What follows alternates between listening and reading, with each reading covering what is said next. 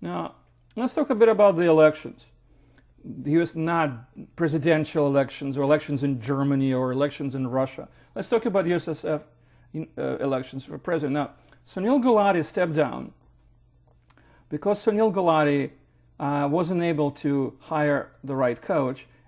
In reality, Sunil Gulati's toes been stepped on, quite possibly by Don Garber and by folks at the Soccer United Marketing, which insisted, according to Daniel Williams, the United States becomes somewhat of a marketing tool for MLS.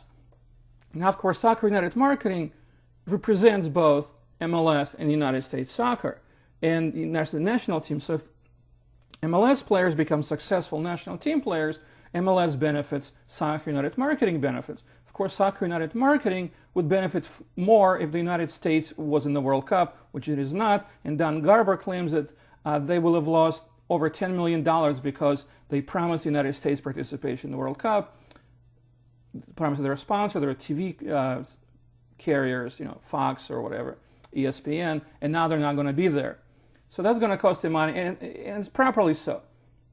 Now, so if you look at the candidates that are running to replace Gulati, you would think their primary objective, their primary goal was to show how they would change and improve the national team. That's not happening. They're talking about everything but the national team. Now, if everything else was the real problem, Sunil Gulati might have stepped down a long time ago or could have remained in charge, because not many people pay attention to what else is going on outside of the United States men's national team. But now you hear Kyle Martino talk about changing culture. I mean, what is he going to do? Introduce ballet? He's going to change culture? It's not going to be like, rap music and, and MP3s and boombox. Well, I don't say boomboxes, iPhones. So that he's not going to change the culture. And so he's, there's the old expression called tilting into windmills. He's finding the imaginary problems. And he's going to probably find imaginary solution to them. Now, Eric Ronaldo is even worse. And, Eric Ronaldo was probably the best technical striker U.S. had. Really good number 9 when he had speed and ability to strike the ball and know where to move it, so and so forth. But Eric Ronaldo wants to change the MLS season. And that's like the dumbest thing I ever heard. He doesn't want to play the spring. I mean, that is really dumb. Which, and Eric Ronaldo isn't dumb, but he may be insane. So that is the problem. And then you look at Kathy Carter, who is, of course, comes from SUM, Soccer United Marketing. She comes from the real power behind the throne. She comes from people who run, she represents MLS owners. Or she was representing MLS owners. So they run MLS, which they should. I mean, that's what they're there for. And of course, they also have huge influence on the very senior tier of USSF. I mean, they don't control, say, college scene because that's NCAA. They don't control youth scene much, but they try to control the USSF at the very top level. And so, what is Kathy Carter proposing? I've read some of her interviews. I mean, probably didn't read all of them. I mean, she proposes nothing. It's all platitude.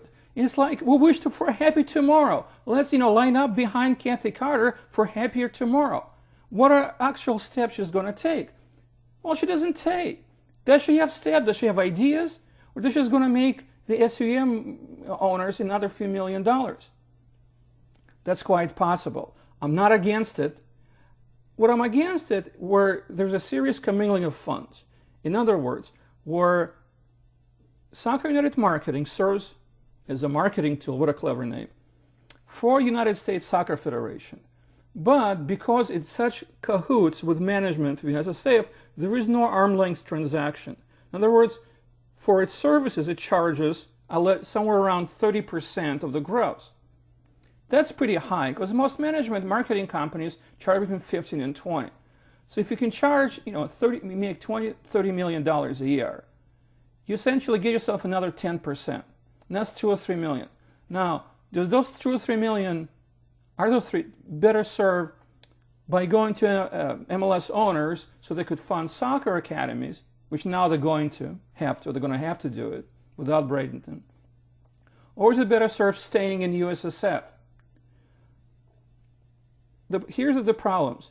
United States Soccer Federation have always and often used, okay, I don't say always, but let's say it looked like it was used, by its leaders to find jobs for the less fortunate. In other words, if you can't coach a team on the major level, MLS or anywhere else around the globe, you get a job with youth teams. Youth teams are Ussf Soccer Federation. You get a job. They get you a job. After all, you're a nice guy. You need to make a living. So you do color announcement, for some, MLS clubs, and you get a little, scouting job or coaching job or academy job. You can combine, you can make into 6 figures, which is enough for most people to sort of carry the day through. The problem with that theory, which is really mostly practice and practice real life, is that it doesn't produce very good players because it doesn't hire the best available coaches. It regurgitates coaches. It's sort of balls at its own stew. In other words, it's the same thing. It's the same people who created the problems in the first place, not trying to solve the problem. And of course, it doesn't move. The engine of the automobile driving the soccer scene, it has been dead for a while. It's the same thing. The other option is for that money to go to the to MLS clubs so they can fund their soccer academies around the whole of the United States. And by the way, most MLS clubs sort of spread their influence. They don't necessarily work where they are located. Also try to pick up talent from neighboring states which don't have MLS clubs. But here's the problem. MLS really produces crap. Nothing. It produces nothing. It's the most incompetent bunch of coaches ever assembled. I'll give you an example. Each year, MLS has 4 rounds of the draft, plus supplementary, plus youth. So in other words, it brings in about 100 youth prospects from the United States. Now, not all of them are real American in a sense. They were born in America, raised in America. Some are immigrants, some are foreign players who kind of may have gone to a foreign soccer academy when they were 18, and now they realized they have no future as soccer pros, so they figure they might as well go get a education and get a degree by playing in the United States Soccer League, in other words, for NCAA university, accredited university, and then see what happens. But whatever happens, at least they're going to have a degree. So for them, it's really a sort of the consolation type of an event. But and there are players like that. I mean, there is Dominic Dwyer. There are players like Gretschel. There are some European players who came out through the Key Kamara, who's African, who came out through the U.S. soccer system. But out of 100 people that they take in a year, let's go back a full decade, and we can go back a full decade, and we can examine how many players MLS has produced. Out of about 1,000 prospects, it produced nobody. In the last decade, this is go back to, say, 2008, since we're the end of 2017.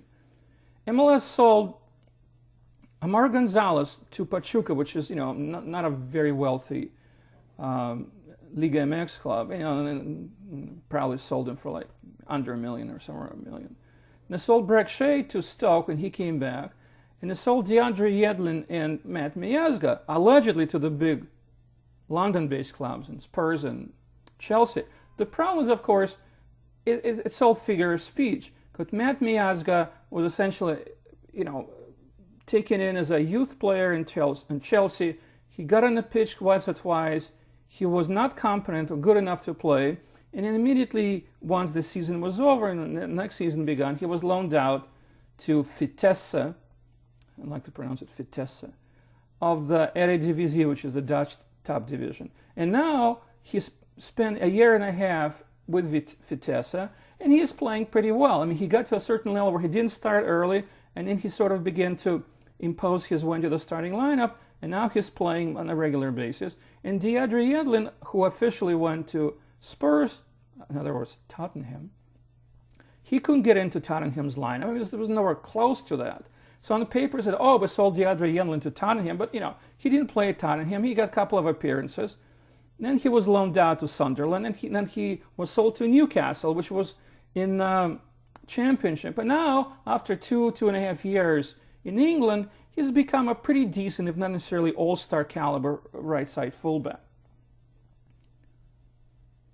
But that's it. MLS has to produce talent, has to work on talent and has to finish the talent. If MLS doesn't do it, you cannot rely on lower tiers league to do it.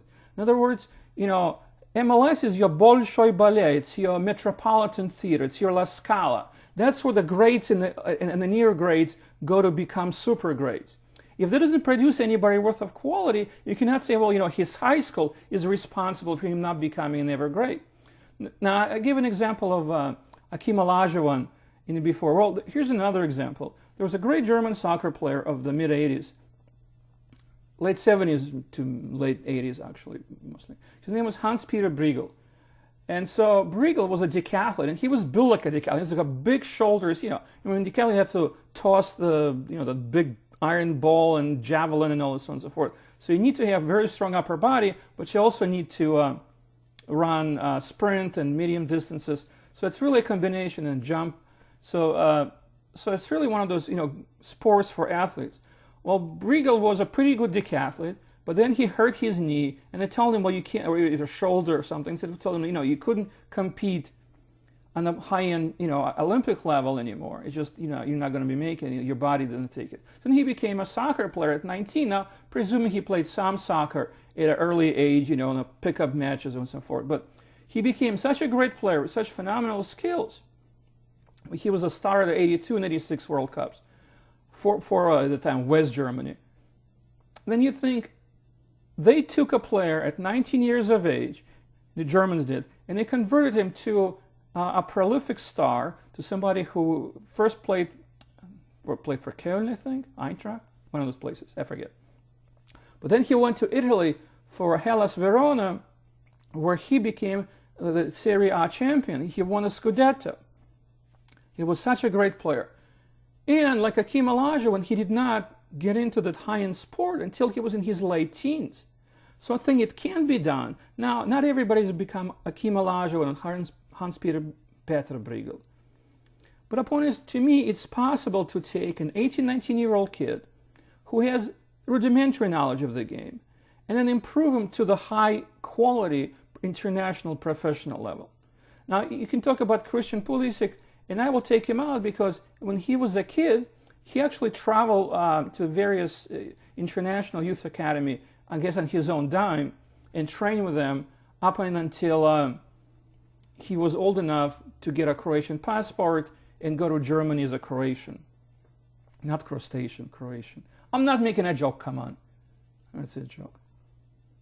But what you look for is your regular American who goes to Europe, and certainly we could see in case with Deidre Yandlin and Matt Miazga, that they can improve. They do improve. Brian McBride improve. Clint Dempsey improve. Carlos Bocanegra improve.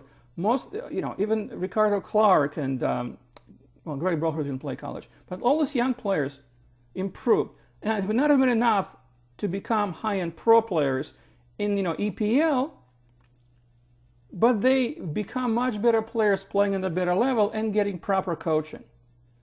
MLS right now is lacking it and has been lacking it. Except, and here's the big, tremendous, maybe the best news of the last week. Don Garber and MLS Board of Directors announced that they're going to change their system by changing the accounting and allow owners to spend almost $4 million of their own money on own players. So now the cap is pretty much out of the window. They were paying $6 million in cap, roughly $4 million cap, and they spent around $6 million. Now they can spend $8 million or more. Now MLS is really getting into the adult game. Now can bring in mediocre players, international players, and dump all the crap that they have produced. And so they don't have to produce anything at all. And a young American prospect, he's either going to come on the team, play with those $500,000 Europeans or South Americans, or he's going to go home. Or, the best case scenario, he goes to Europe and becomes a star himself. That's what I say.